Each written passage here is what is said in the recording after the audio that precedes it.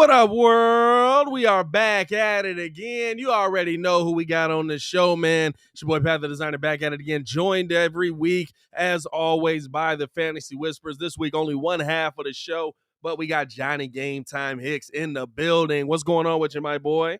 What up, Pat? How we doing? How we doing? Listen, we got us another interesting fantasy week, my guy. I mean, we saw some people come back. We saw some interesting names get in there. So we got to break down whether these mugs need to be picked up or left on the scrap heap where they need to be at. Exactly. And then we got the injury to Aaron Jones. So we have a potential guy who could really lead you to the fantasy playoffs. Like on the back of on the thighs of AJ Dillon, could lead you right to the fantasy football players if he is available in your league. Listen, there's a lot to get into, man. We appreciate y'all for tuning in and rocking with us, man. Please like the video. Please subscribe to the page. We do this fantasy segment weekly. As y'all know on this show, we do Chicago sports weekly. We appreciate y'all for tuning in and rocking with us as always, man. Let's jump into this, man. We got to do it, we got to do it right. He told us, he let us know to get this thing off with the quarterback position, man. I'm back. Hey. Rostered in only 16% of leagues right now, especially coming off of the just being out after being cut by the Patriots for so long. Is Cam Newton somebody you can trust to take over that Carolina job? And does he stick it out there at the starting spot for the rest of this season, especially with kind of how the head coach down there basically was just like, oh, yeah, we just need Sam Darnold to not suck.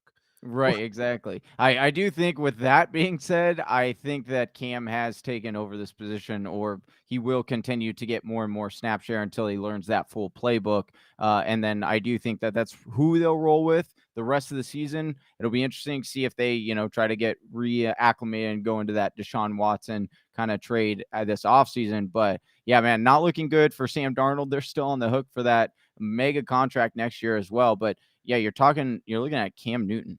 How wild is that? He only played in 15% of snaps. So you don't want to necessarily chase too much or look too much into how many fantasy points he had in such limited action and think, okay, well, he can do this for a full game and some, right? And like he could be a league winner. I wouldn't go that far, Pat. But if you're in like a 2 quarterback league, a super flex league, very interested in him because they're definitely, at least in the beginning, for sure, going to use him around the goal line. That's where he's majorly effective. Yes. And then there are still some question marks, though. Can he really throw the ball? We saw him struggle to throw the ball down the field. Now, he did have one down the field attempt, but he didn't connect. And again, Cardinals weren't necessarily expecting Cam to really throw the ball. That was another reason why he was able to throw such a wide open touchdown on that second touchdown to Anderson, was because he was rolling out. Yeah. And the Cardinals fully expected him just to be out there for quarterback runs.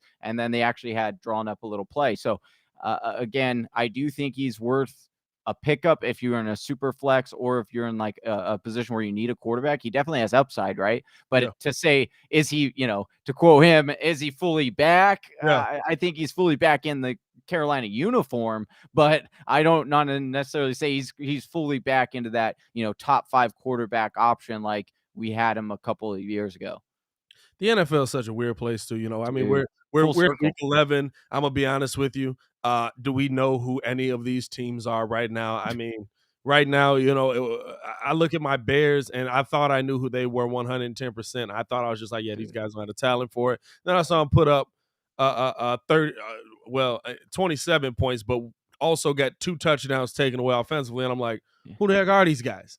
Coming out of the bye. So there's always that, and I feel like we're seeing that through the whole league. So looking at that situation, I mean, would you say that Justin Fields, because we've seen him dropped in most leagues, I would say 75% of leagues we've probably seen Justin Fields dropped in. Is it time to go run and pick up Justin Fields? Do you think that the light bulbs finally turned on for him? Maybe the light bulbs turned on for Bill Lazor and Matt Nagy, that this offense is finally going to start to get going?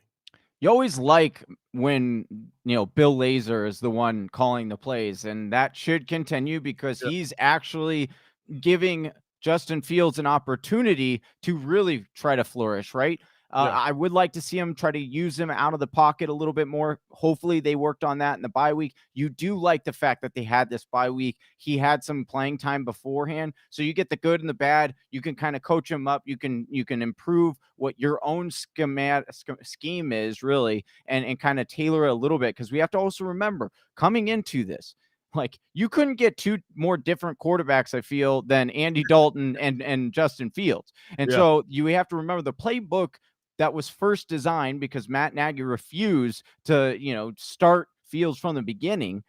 This playbook was fully designed for Monty to be the running back, and then Dalton, who isn't much of a scrambler, and then they moved to Fields, who that's what you have to do in order to get him to have these magical days, to really make him effective, is put him on the run, make defenses worry about him actually running on the outside of the pocket, and then he'll get more open receivers that way. And so I do think that there is a world where Fields is a very good fantasy option moving forward. Is he super trustworthy? No, he's a rookie quarterback. But we do know in this last 2 games, Pat, check this out. In the last 2 games, despite all the ups and downs and the roller coaster they began the year on, last 2 games, he's had 18 carries for 148 yards and a score.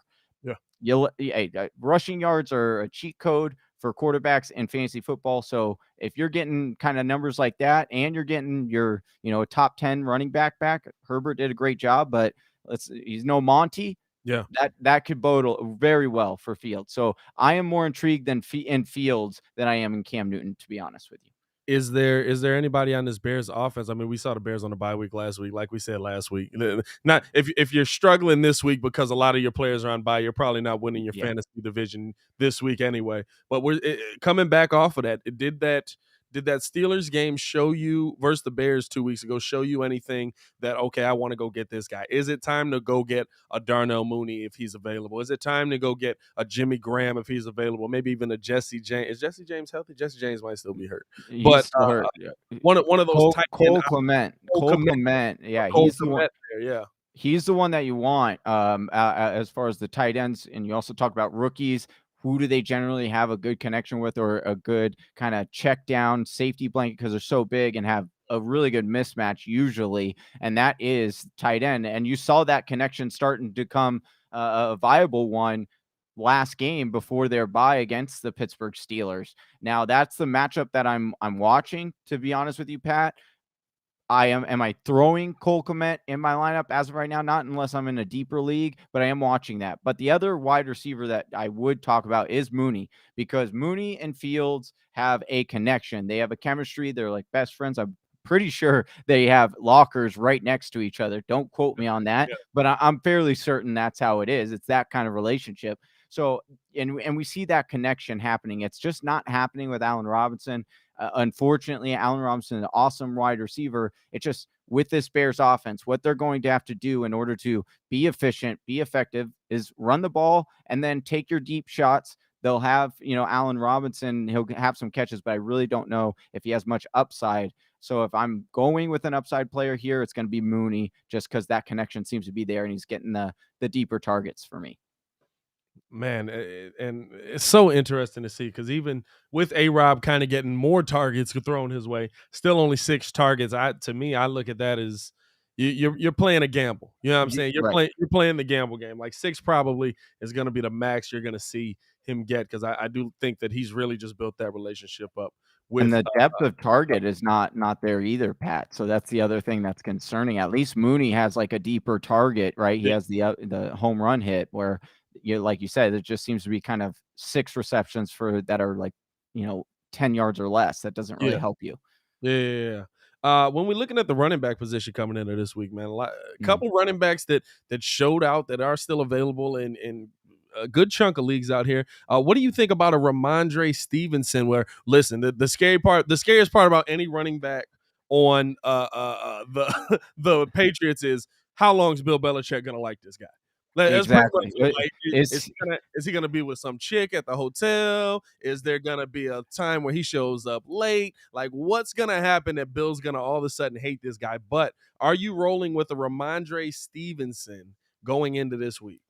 And so it's like a flavor of the week Yeah, almost with Bill Belichick. What does he absolutely. like? Does he want a little vanilla in his coffee this morning or a Yeah, little bit of hazelnut, And it could go 50-50. That's why you don't know. But in all seriousness, with Romandre Stevenson, what I would advise, don't chase the points here. If you have Harris, I'm more inclined to try to go and grab Stevenson.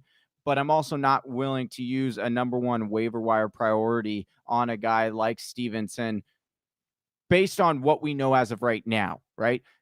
What a couple of things that you do like, Pat. Harris or the Patriots play on Thursday night. yeah, So Harris was not cleared for Sunday. So there is a potential he doesn't clear that concussion protocol by in a short week on Thursday. However, he did do the walkthrough. This today was reported that he did do the walkthrough with the team. So I would expect him to play. If that's the case, I really expect this to go back to Harris as the number one. He has done nothing to indicate that he shouldn't be trusted with that opportunity. But Stevenson is a guy that, if anything does happen to Harris, like it did, a concussion or any serious injury, then Stevenson would immediately, you would say he would be the guy that you want. They would trust him. But as of right now, I would expect him to revert back to what he was before and getting yeah. very little usage once Harris comes back. Absolutely, absolutely. Just Yeah. just looking around, I mean, we're seeing guys that, and I'll be honest with you, for Jacksonville, no less, we're seeing guys that you just didn't expect to have those big point totals. I know I have Jamal Agnew on my Yeah. team. What is the Yeah. value with a Jamal Agnew? And he's still available in a lot of leagues out here. What is the value with a Jamal Agnew where he's getting more of the return yards, but the return yards have been ridiculous for him? I mean, Yeah. I believe 131 last week. Like, what do you see in there that you kind of like? And then and moving forward, is he a pickup for you? He's definitely a pickup. I love talking about Agnew because he's kind of the perfect fantasy player in that he's not sexy at all. You're not gonna pick him up, and probably a lot of people aren't looking his way, but Yeah, he has been consistent, Pat. And what do you need in your lineup? You that's do it. need consistency. And as we saw last week, Pat, he ran, he was in the backfield, and he busts one off for a 73-yarder touchdown. So Exactly. and that's what you bank on. You need to, when you're playing fantasy football, it's great to have these guys who have these tremendous ceilings, the Tyler Lockett's in your lineup. I know Yeah, it's great when you can go to your buddies and say, oh, I started Tyler Lockett when he had 48 fantasy points and I won the week just because of that. That's fantastic. Those yeah, players are fun, but they oftentimes hurt your team more than they actually benefit you or win you your game. And so mm, you're kind of chasing points in most cases. But if you build your roster the right way, and Agnew is one of those players because he's not getting a tremendous amount of volume, but the way they're using him, Pat, they're using him very, very much like they were going to use the rookie that they drafted out of Clemson. yeah.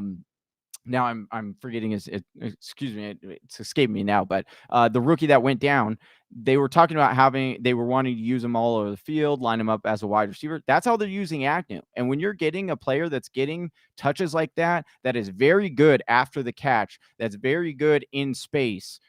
You like offensive coordinators really love that, and Yeah. so do teams and players. They could take advantage of that, and you could take advantage of that by putting in your lineup. And again, most weeks, is he going to give you what you just saw? No, that's not what you would be chasing a little bit of points, but can he give you that upside? Absolutely.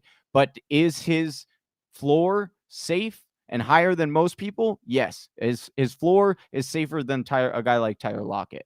He's not going to doom you in a Yeah. week, but he's also, most cases he's just going to do what you need him to do in your lineup, and that's get you, 10 to 12 fantasy points, and then he could go off for a mega day like he did last week. Weirdly enough, sticking down in Jacksonville, and ask your ETN. questions now, guys. Drop your questions in there. We will get to them towards the end of the show. Uh, uh, uh, is Dan Arnold for real? Yeah, yeah. So I know it's like, Like, but this is happening here? Like 3 catches, I believe, 3 straight catches, or I'm sorry, 3 straight games with more than 7 targets, and 60 yards receiving. Like, is he real? Like, is this one a must go get and pick up? I only rostered in 26% of leagues right now.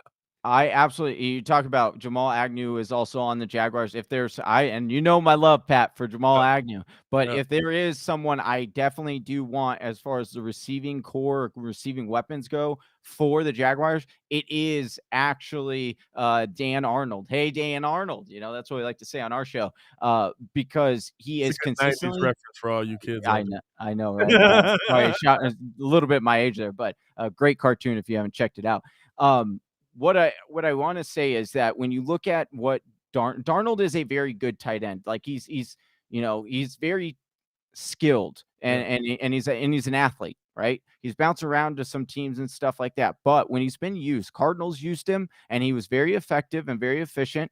And then you now see him being we talked about it earlier on the show, a rookie quarterback's best friend because they're usually have a mismatch. They're big bodied. They generally are very good at catching, yeah. unless you're a Colts tight end or whatnot. But It's ugly out here. yeah, exactly.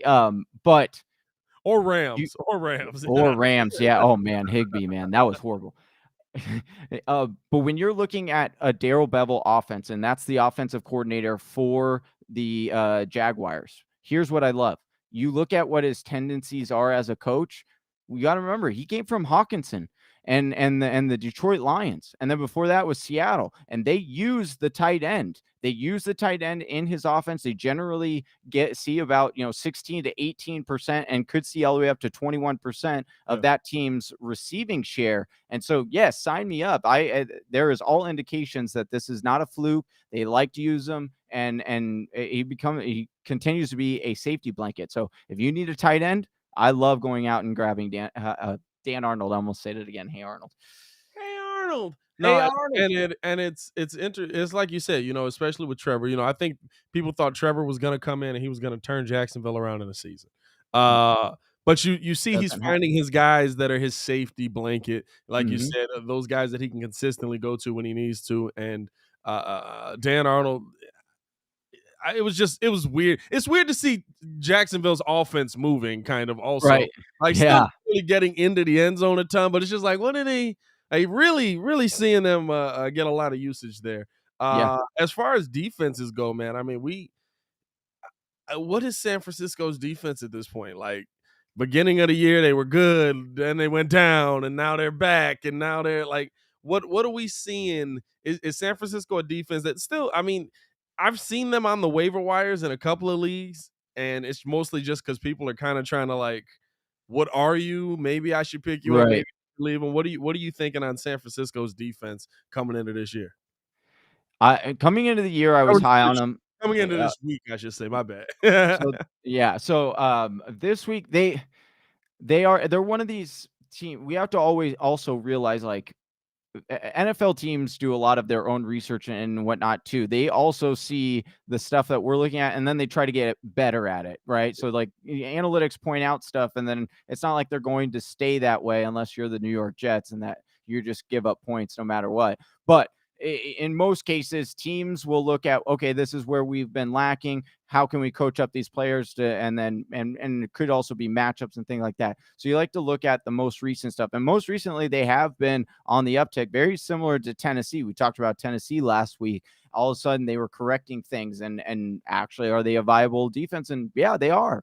Yeah. And so I do want to temper a little bit of expectations as far as what they did last night. They did get a couple of tip passes. This offense was dealing with OBJ, trying to integrate him into the offense. You had Bobby Trees, shout out to him, rest in peace, my brother, get better. But he went down. So you had this offense in the Rams that are still trying to figure out what they're doing now. That Robert Woods, who he is one of the most involved wide receivers in their offense that you can Yeah. have. He blocks. He's one of the best blockers in the NFL, all this stuff. He does a lot that you don't really see behind the scenes as far as for an offense. Yeah. So I want to temper expectations just a little bit in that I don't think the Rams that we saw last night are generally what we're going to see in a couple of weeks. But I also don't want to say that it was all a fluke because, they had a couple of really good coverages and things like that. And we've seen it. So it is matchup based Yeah. for the 49ers. Now, excuse me for a second while I look up what their schedule is for this weekend, Pat, or for the next couple weeks. I know in general they have a very nice schedule coming up. So yeah, so they play Jacksonville, then Minnesota, then Seattle. So I would be fine streaming him this week against Jacksonville, which because we know rookie quarterbacks they like to throw interceptions, and Yeah. it's Jacksonville. So And it's Jacksonville. Yeah. Don't trust Dan Arnold, but yeah, maybe not that much. yeah, But exactly. Like, maybe not that much. Maybe trust Dan Arnold more than Trevor. That's kind of what it comes yes, down to. yes, I would be starting Trevor. You're right. The interesting thing, especially here in the NFC over where we're at, what the heck are the Packers gonna do? Is AJ Dillon an every down back for them? I know Ringo said here that he even dropped the question saying that Aaron Jones out. Is there somebody he can grab to fill in? AJ Dillon, I'm pretty sure is not available in the league that he's talking about. But is Yeah. there somebody, if you are an Aaron Jones holder, if you're an Aaron Jones, that was your starting back, the guy that you were relying on for big points. What Yeah. are you doing this week looking on in the waiver wires? So AJ Dillon, absolutely. If he is available, you're grabbing him. He is going to be a monster. And I was saying, and now it kind of everyone's be like, of course you're going to say that now. But a Yeah, couple of weeks ago, I was definitely was. telling people, yeah, I was like, this guy is going to be a monster. And talking for next year, Yeah, like this sucks for next year because next year we were going to be able to get him out of value, yeah, and now we're not going to because everyone's going to see he is a monster. He is Derrick Henry light. But not like LITE, just LTE, because he's yeah, still lightning fast and can do it all. The other thing that I really like that they're doing in Green Bay that kind of gives them a little bit one up on what Derrick Henry was seeing as far as game usage was they're actually passing to him, and he's good. Like, yeah. I don't know if you saw that grab. He had a Oh yeah, really nice grab. oh And yeah, I didn't know that he had that in his game. A lot of people didn't really know he had that in his game, but they're using him that way. He continues to be efficient. As long as you keep doing your job, Aaron Rodgers will trust you. He'll keep going to you. So AJ Dillon is about as good of a fill-in as you're ever going to get. And as far as like a 1-for-1 replacement, absolutely love him rest of season. Excuse me, trying to make a rap here. But if you don't have AJ Dillon available in your league, look for a Mark Ingram. Kamara, still not a lot of information on him. Pat out as to how long he could be out. We know he missed this past week. yeah. Ingram might not be available either. Deonta Foreman. Now that one's much more of a risky play, right? But that is, I'm just gonna be honest with you as like a person who watches football and I look at the analytics of things, Pat. You know this. I think and I see Foreman as the best running back right now in that backfield. As Mm, far as Adrian Peterson, I know we all love him. All we joke about, he can yeah, go forever, but he just doesn't look like what they're trying to do there. He's not getting that good separation. He's not getting the burst through the holes. And then you're just talking about, you look at Foreman, like Foreman looks like a tank back yeah. there behind that line. It's And a we hard know runner for sure. yeah, and so he's been dealing with injuries throughout his career, so he's not, he's no, 1-for-1 replacement for Derrick Henry. But I'm Yeah. just saying if you're kind of in a position where you need like a sneaky kind of player to go and pick up, potentially has as an option this week to play, but also rest of season could really start emerging as a nice RB2 for you with RB1 upside. It's Donta Foreman for me.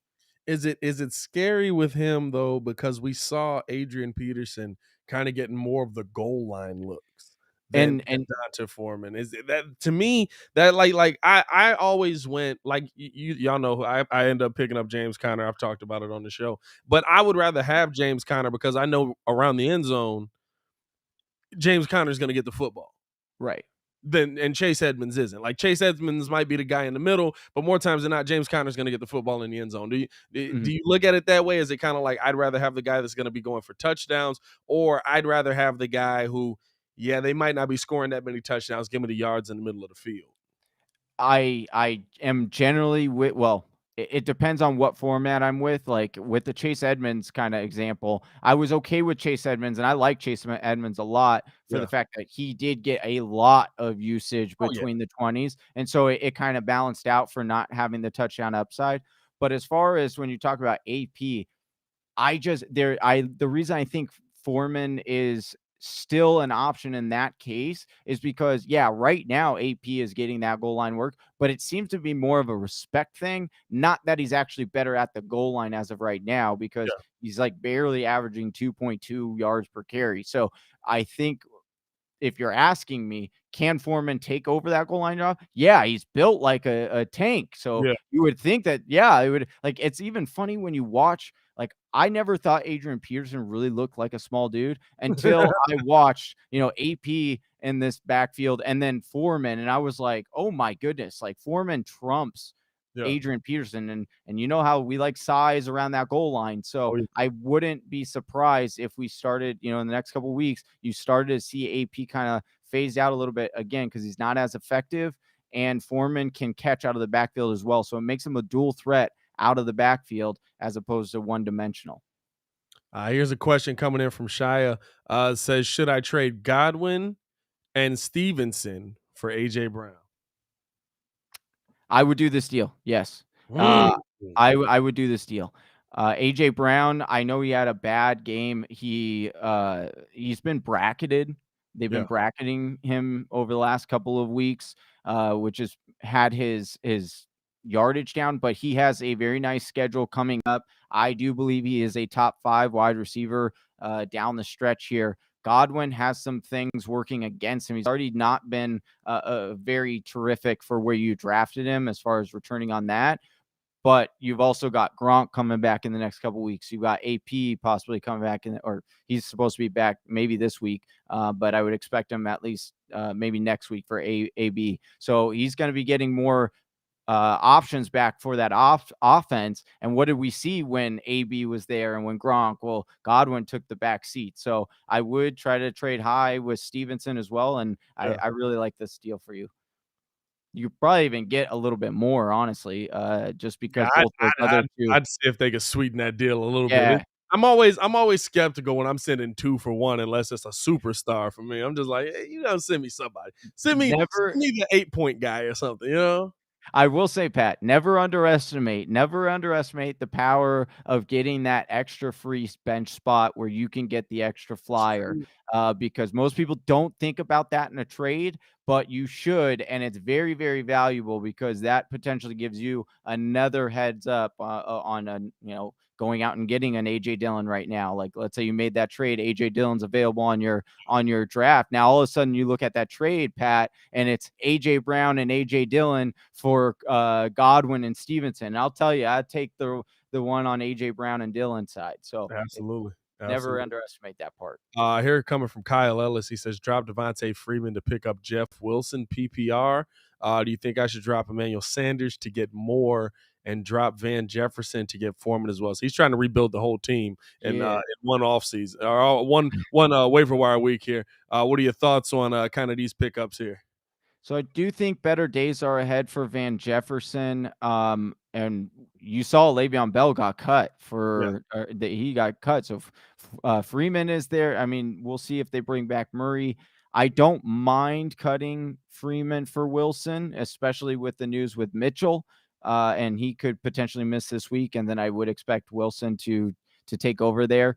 But I would honestly I wouldn't drop Emmanuel Sanders, get Elijah Moore. Actually, yes, I would. I would drop Emmanuel Sanders, get Elijah Moore. I think he has a lot of upside. I'd rather keep Van Jefferson over Foreman. But I wouldn't mind doing Devonta Freeman for Jeff Wilson. But again, I can't guarantee that Jeff Wilson is going to get the carries this week. So that's much more of like a kind of futuristic pick. So I wouldn't necessarily say to do that deal or to do that part. Absolutely. Here's Stefan Nadine in the chat. What's good, Steph? Appreciate What's it. up? Yeah, I just whipped his butt this week, so he's trying to figure it out, man. And he did start Russell Wilson, which is interesting, and we can get into that a little bit before we get up out of here as well. But should he start Russ, Carr, or Cousins this week? And I'm gonna be honest with you, dog. In my opinion, Cousins is a must start every week, at least fantasy wise. He's been struggling a little bit as of late, and that's what he does. Again, he's going to give you those, when you expect him to play well, he'll play bad. When you expect him to play bad, he'll give you a good game. So that has some potential for sure. When I talk about Russell Wilson, one thing I do want to note, like it was his first game back, right? Coming off that but Green Bay is actually very good as of late. Talk about, defense is going from good to bad to good. Green Bay's in that same boat. They started off really well on defense, then they had some weeks where they struggled a little bit, and now these last 2 weeks they have really 3 weeks they've just really dominant. I mean, Kyler Murray ended up he had a good day. He ended up salvaging his day, but a lot was on the last couple of drives there. But Russell plays the Arizona Cardinals. There is still a lot of question marks as to whether Kyler's going to play in this game. You saw Cardinals defense has been struggling as of late, especially guarding wide receivers. DK normally has a day against us. So I don't mind actually staying. I know it sounds gross, but I don't mind playing Russell Wilson. Derek Carr, again, also, I think that Carr is a solid situation. I would actually rank them just in how they have them. I would go Russ, Carr, and Cousins. Carr is really safe, but has a higher ceiling than Cousins to me. See, I feel the other way. I feel like Cousins to me has the higher ceiling because he's got the better weapons. Like at a minimum, we see those guys. Well, we see how Kirk Cousins has gotten a lot of his points. It's a little dump off, right? Dump off that goes for 70 yards. And it's just like, what the heck was that? It's like, well, his receiver did all the work, but he counts for him. So Kirk to me is always, I don't know. Kirk is like, he's so weird because you see him on the field and you're like, what a guy that's just like very up and down and very mediocre. And then like you look at his fantasy history and you're like, this dude might be the best fantasy quarterback of all time. Right, exactly. No, and like you're looking at his standard, like QB 10 right now, QB 12 overall. That's Kirk. Like that's what he does. He gives you games like that. He'll be, like I said, when you want him to play well and he has a great matchup, he usually does bad. But when he has a bad matchup and then you want him to, you expect him to do bad, he does really well. The thing is, though, I just talked about Green Bay Packers, how they've been shutting down quarterbacks and offenses. That's who Kirk Cousins gets this week. So I don't want any part of that Green Bay Packers defense this weekend. I'd rather take the matchup with the other two quarterbacks. I would definitely avoid the Packers. I'm not going to lie. As much as I hate to say it, like the Packers really have been coming out on a different level, man. They've been defensively, which is wild. Right. Here's a question here from Louis. Amari Cooper or Michael Carter roster PPR at flex. Yeah, so I would take rest of season. I would do Michael Carter over Amari Cooper. I'm really concerned about Amari Cooper. It's a good thing Big Travie isn't on today's show, Pat. He doesn't like when I bring this up because we have our players, and we're all guilty of this, but we have our players that we're tied to, so we get a little bit more emotionally involved in those players because we want to see them do well, and that's how he is with Amari Cooper. But the thing with Amari, Pat, you're talking about targets and diminishing and other players stepping in. Amari Cooper continues to see lower volume, lower target share. His offense is getting healthier, and they're also a good team on defense. So they have ways where they'll run the ball more because they're going to get up on these opponents and so things like that. So will Amari Cooper have a couple more, we call them mega boss days? Yes. He'll have a couple more, but I would try to trade him high right now or relatively high because he's still a wide receiver too, top 20 wide receiver right now. And I could get pieces. Michael Carter in a running back position, especially in a quarterback and in a system that likes to check it down. I like Michael Carter. Here's Stefan again dropping in. He says, can you speak about the Panthers defense? And he follows it up. Do you think they'll turn it around with Cam starting? I mean, the Panthers defense is good. They're really good. And as far as do I think the Panthers can turn it around with Cam? I think potentially with what they want to do. They want to rely on this defense because this defense is really good. And then they want, similar to why they were having such a problem with Sam Darnold, they wanted him just to be a game manager, Pat. And then but he just kept throwing interceptions. So they're like, we can't do this. This is anti what we want. So we just need you to run the plays that we need and hit the wide open guy and not turn over the ball. And we're going to win a game. And so that's going to be their MO. I do think that they're they're one of the better teams that people don't talk about, Pat. I will say, I do think you'll hear more and more people talk about them the second half as CMC gets healthier and healthier, and hopefully stays healthy. And then Cam, just as long as he doesn't turn over the ball, which I think they can do. I think that's the biggest thing with Cam too, like the fact that you basically got rid of him, and a lot of the same guys that he was rocking with are still there. A lot of the same guys that he was rolling with still there. Like you got rid of him, you're like, we're sick of you. Get out of here. Actually, please come back. Bro, they literally got rid of Cam because they said, hey, you're not our future. Got Teddy Bridgewater, which was Cam's replacement. Yeah. Then brought in, traded for Sam Darnold to replace Teddy B because he wasn't efficient and effective enough in their system. And then they're like, oh, Sam Darnold's on the outside. So we brought in the guy that they were originally trying to replace in the whole time, and Cam Newton to replace the replacement of the replacement. So it's just like it's full circle, man. Full circle. Yeah. Never give up on your dreams. That's what we always say, dude. That's what it teaches you. All right, kids, never give up on your dreams. Who was the dude they had too? There was another dude they had. Oh, Matt, what was his name? Because everybody was joking. They were like, right. They did a commercial where he's like, yeah, dude, my arm warming up, dude. Yeah, my arm is warming. That's how long ago that was. I don't even know who it was anymore. He's not even in the league. I should know this. I should really know. Well, he is in the league. He's like the backup of Washington now. That's how bad it's gotten. That's how bad it's gotten for him. He was the answer. He was the replacement for Cam. Oh, Jesus, it's bad. Let's get a couple more in here at the end here. Bateman or Zach Moss at flex, but from Elite Sports. I like Zach Moss in my flex there. I didn't necessarily like Matt Breida coming in and it being like a 3-way timeshare, but again, I do think it was, Zach Moss was coming off the concussion. Zach Moss, they were, kind of relatively easing him in, but Zach Moss still had a very solid, productive day. I do think that they are going to run the ball a little bit more now moving forward because the offensive coordinator came out and said such things, as well as, when they lost to Jacksonville and they were just like, we can't keep doing this same kind of thing. We need to change it up. So I do. And we saw that they ran a lot more this past weekend.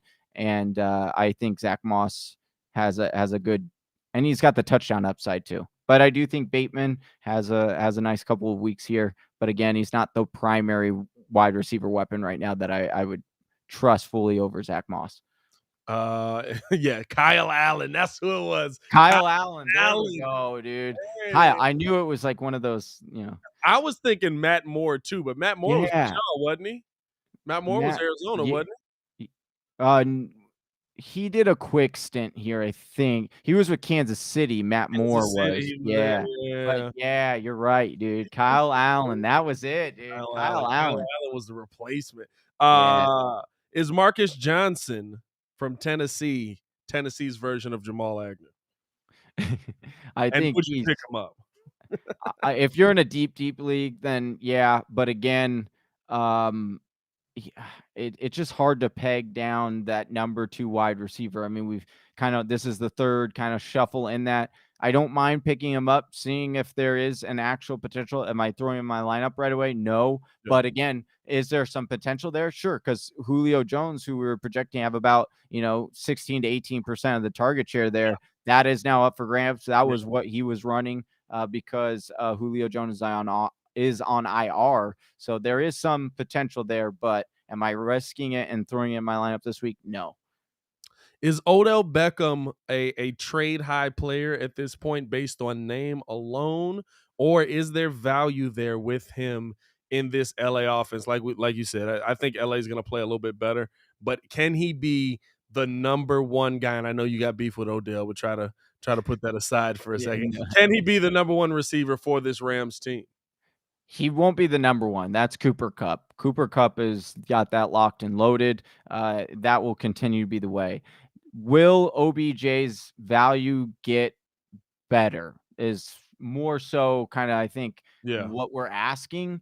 And I do think that can be the case. Obviously, this is a much pass heavier offense. They're one of the better offenses in the league in general over the last couple of weeks. We haven't seen that, but again, they lost a lot of Bobby Trees was a big part of that offense. And this was and it just happened on Friday. So like, you got to like, these teams don't just all on a whim on Sunday night throw in a game plan and say, all right, this is what we're going to do. It's like they build that up, they implement it early in the week, practice it all week. And then so having Bobby Chi go out on a Saturday, because he actually practiced all day Friday. They didn't even know. It wasn't until afterwards that they had like extra x-rays done. And then it was like, oh, by the way, dude, you actually tore your ACL. You can't play anymore. So yeah, it's super wild. But I do think, once again, I do think that OBJ will have some days. He's going to have some upside. Of course, that's what this offense is,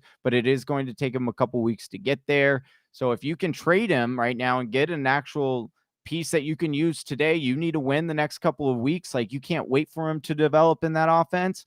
Then I would trade him. I would go to a team that's winning right now and say, hey, I have OBJ. You know what the upside is in a really good top 5 offense. What piece can you give me? And more oftentimes than that, you'll get a better piece that you could use now. Here's a question from the Twitterverse. Matt Stafford on the bench behind Pat Mahomes. Should I trade high after 2 bad weeks? Yeah, I mean, if you have Pat Mahomes on your team, I would. I don't mind trading away. They had their bye already, right? No, Kansas City has not had their bye yet. Kansas City still got their bye. Right. So I would actually maybe, because I believe it's in a week or two, or it's probably next. I think it's next week. We're already in the. Rams are coming on. Oh no, Rams is next week too. Ooh, you in trouble, dog. Oh, yeah, you're right. So I would, yes. So they're both on. Yeah. So what I would do is I would actually try to trade him. Maybe get a quarterback. If there's not very many quarterbacks on our waiver wire, maybe get a quarterback like a Derek Carr, something that's like really kind of just a throw in. The player doesn't need him anymore because they're getting Stafford. And then, try to get a piece that could really benefit your team. Again, a lot of people, I start looking at, especially if you're in a position where you need wins now, or even if you're in a position where you're in the playoffs, start looking at the schedule ahead. Start looking at the next 4 weeks if you need to win them. Like, go after players have great schedules. Don't necessarily go after these players that, I want to go after Stephon Diggs because he's a top 5 wide receiver. Well, you're not going to most likely be able to get him. Go after these guys that aren't as sexy, but have great matchups, and they will much more improve your team and your chances of winning than to, try to waste your time going after a big, wide receiver. And it's interesting too, because now I'm looking at it. So they play Dallas Sunday. Kansas City does. Dallas is Sunday. Mm-hmm. Then they have their bye. So offsetting buys there because oh no, that's right. They both buy next week. But then they got Denver, Vegas, the Chargers, and Pittsburgh for Kansas City. And if I'm not mistaken, Matt Stafford's schedule isn't got Green Bay. It's hard. You got Jacksonville. Arizona's defense been a little up and down. Seattle's defense is kind of it's picking up, actually. Picking up a little bit, you know what I'm saying? But then you got Minnesota, which is I always think Minnesota's beatable. Right. Can you make a case there where, as crazy as it is to say, coming down the stretch, maybe you see if you can get a big name piece that puts you over the top and send Pat Mahomes the other way and maybe hold on to Stafford moving forward. I know that's like taboo because he's the greatest quarterback in the league. No. What are you talking about? But it's one of those where I'm like, yes, he's playing better, but you can get a couple of nice pieces for him, and Stafford is still gonna. I think Stafford's probably got the schedule where you can see him put up 30.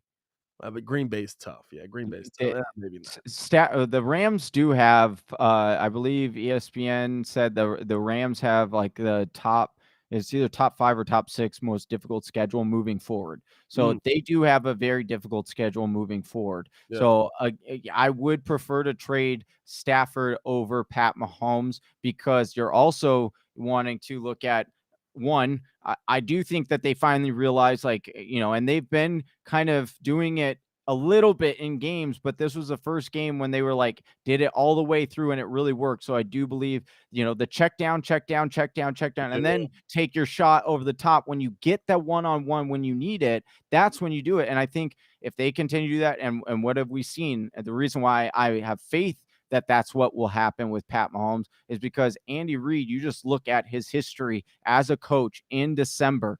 They win. All they do is win. They're like a DJ Khaled, dude. All they do is win. Okay. So but I second you because I do know a lot of people are probably going to be, what are you talking crazy? Why would you ever trade Pat Mahomes, greatest quarterback? And I came into the season, Pat, honest to God, I came into the season saying, don't draft Pat Mahomes because in his history over the last 2 years, he has actually only finished as a top 12 quarterback 66% of the time.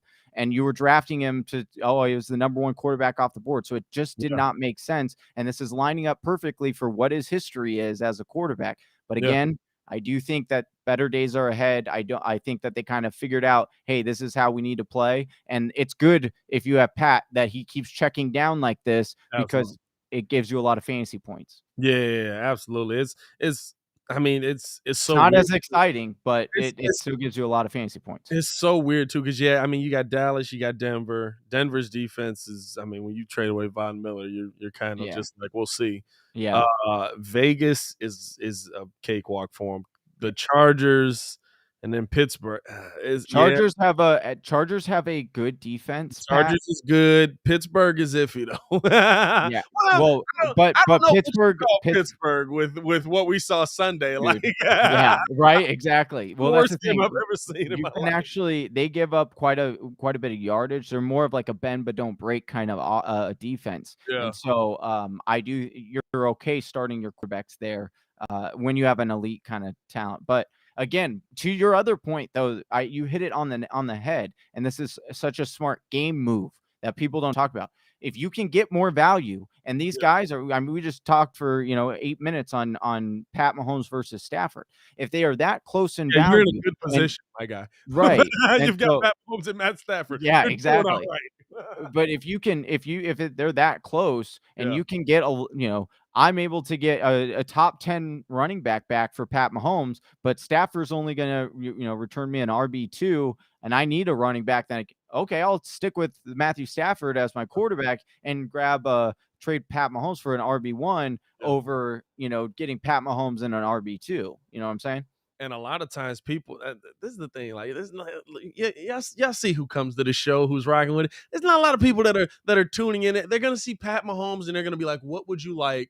I will trade you my soul to get the fantasy championship this season. Yes, so because Pat Mahomes is one of those where you can fleece somebody for a good chunk of their chunk of their talent. We have gotten some awesome trades done on live air. It has been fun. Like, even people, it's always funny too, because people in the chat are like, "Oh, that'll never get done. Why would you?" And then it's like the player will come back like 5 minutes. Deal done. Thank you guys so much. And we're just like, how does this even happen? Like, this is so great, but it's awesome. That's what makes us have so much fun, is seeing, our followers and everyone win. That makes it good. Oh yeah, man. That's why we bring you on, man. Because listen, it really turned my season around. I've now won 4 straight, and I think I've beaten 2 of the top guys in the league on this radio. I'm doing some hustling, good things, dude. Man. Hustling, no big deal. Hey, tell kid I'm coming back I got to get my win back. Problem is, I probably won't see him till the playoffs, but I got to get my win back on that one. Trey says, "Evening, gents." First off, so formal. Thank you, sir. Burrow or Wilson this week? See, in this case, I would go Joe Burrow. I like what hold on. Actually, a lot of the times we'll check Vegas and we'll see, but well, they have a bye this week. Oh yeah, you don't want to go Burrow this week, my boy. Don't go Burrow this way. Yeah, so go Russell. Go Russell against Arizona. I was thinking about next week. Next week they have the Raiders, Las Vegas Raiders for Joe Burrow. I'm playing them in that game. Although Russell has Washington, so you also want to play Russell in that game. So I would go Russell. You're right. Yeah, I had to do math real quick. I'm like, wait a minute, my Bears suck. What are we, 3-6? Oh yeah, this is week 10. Yeah, no, that's right. Yeah, you have no options, Trey. You got to go Russell. Yeah, exactly. He says also flex Mark Andrews or Eli Mitchell in full PPR. Wait, did I just get that wrong? No, I think I did. Oh, you're right. We on week 10. Are we on week 10 or week 11? No, we're on week 11. We are on week 11. We are on week 11. Yes. Okay. Yeah. We're on week 11. So, yeah, they're against the Raiders. So, I would go we had a yeah. math, football, we kind of know what we're talking about. Every once in a while we try to. But yeah, I would go with Joe Burrow. Joe Burrow, okay. And then he says Mark Andrews or I'm assuming it's Elijah Mitchell at flex at full PPR. Well, Elijah Mitchell, this one's gonna have to depend. Elijah Mitchell might not play this week. He had surgery on I don't know the exact terminology. Something with very his vague. finger. Yeah, it was very vague. Anyway, something with his hand and surgery. There is potential that he could play this week. That does make and also the which hand it's on. There were some reports saying it was on his left hand, which is not as dominant carrying hand. So I would just the safe one is Mark Andrews. But again, if Elijah Mitchell is healthy and playing, I like the ceiling of Elijah Mitchell better than the floor of or the ceiling of Mark Andrews. Like I know Mark Andrews had a 36-point week, but that is pretty hard and pretty far between for tight ends. Yeah, Elijah Mitchell can get you 20 points every week. That's one of those where it's like, is he going to replicate that at all? Like, I don't know about that. That week was insane. It's just, we still don't know who anybody is. Like, we're in week 11 in football. Week 11, right? Week 11. We're in week 11 in football. Yeah. And we still are like, I'm sitting here, I'm like, who the heck's going to win the Super Bowl? Who the heck's going to win this week? But it's exciting, right? The first team in an 0-17 season that still might go 0-16. I'm very confused by this season. You're not hopping on America's team, the Cowboys, to win it all yet? Listen, America's team, the Cowboys, right? Aren't we here every year at the middle of the season when everyone's healthy? Yep.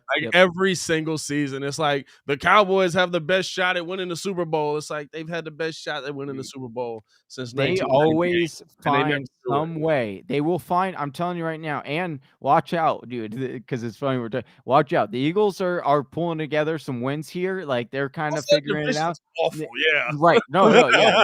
Their division is bad, which just brings it like, they'll find Dallas will somehow, they do it every year. They will find out a way to make that last game against the Eagles to decide who gets in the playoffs and who doesn't. And I don't know how. I don't know. It sounds wild right now. I know Dallas is like way ahead. There are people saying they're the best team, but they will. Pat is so right. Every year they find a way to just it's I will trust Dallas. Now, the 1 year I was riding with Dallas was, of course, the Dez Bryant catch. Oh man, I do like me some Dez. Still sick. Dez is my boy. Still sick on that, but that was the one I remember it so vividly. Apparently, it scarred me so badly because I just remember that night I was just like, somebody pour me a shot. I'm not going to work tomorrow. I just was just like when you watch that, you're just like, I guess I really don't know football. Like it makes you question everything you know about the one thing you feel like you know the most about and you love the most, and you're just like, I don't know if I could do this anymore. The best is the Uber Eats commercial with him. Oh, classic meal. And he's like, that's a catch, definitely a catch. Can't argue that. Yeah, can't argue that, dude. I was like, well done. That's when you. There are times, Pat, this sounds weird, but there are times when I will literally, give a golf clap to a commercial when I'm like, you know what? They hit it. It was entertaining. It was funny. It hits home. And I will literally I'll be like, that was good. I'll give them a little golf claps. And that's one of them. Got me that this week, the commercial for King Richard. Because it's like Stephen A interviewing Will Smith and like the girls that play Serena and Venus. And he's just giving like these answers that clearly are practiced. And then Marshawn's in the audience and he asks a question and the one chick's just like, I'm just here so I don't get fined. Oh, that's I have to, yes. That one is so good. Yeah. It's just like, well done. Well done. Yeah. Good job on that. Yes. We appreciate you for pulling up as always, my boy, man. If you have any more fantasy questions, man, head over to the Fantasy Whispers on YouTube. They're gonna get much deeper, much more in depth. Make sure that you follow the boys on Twitter as well at TF Whispers, and also follow Johnny on Twitter at Johnny_Game Time. Man, any nuggets, anything you want to leave the people with, man, to go into the week, or do we tap you for all of that great knowledge? I spilled almost all of it. Just continue to remember that as we get into these dog days, these are when you start really challenging yourself as a gamer and you win. You get on a hot streak now, and this is the stuff that carries you to those championships. So even if you're looking like you might have a slim chance of winning, you put in the effort, you get on a hot streak, and wild things can happen. So just don't give up and continue to stick with us. Absolutely, man. Absolutely. We appreciate y'all for tuning in. As always, man, make sure to like the video. Make sure you subscribe to the page. We are doing this fantasy thing weekly. We appreciate y'all for tuning in. And listen, Johnny, appreciate you for rocking with us yet again for another week, man. We'll see you next week, brother. Take it easy, Pat. Y'all stay safe out there. Peace.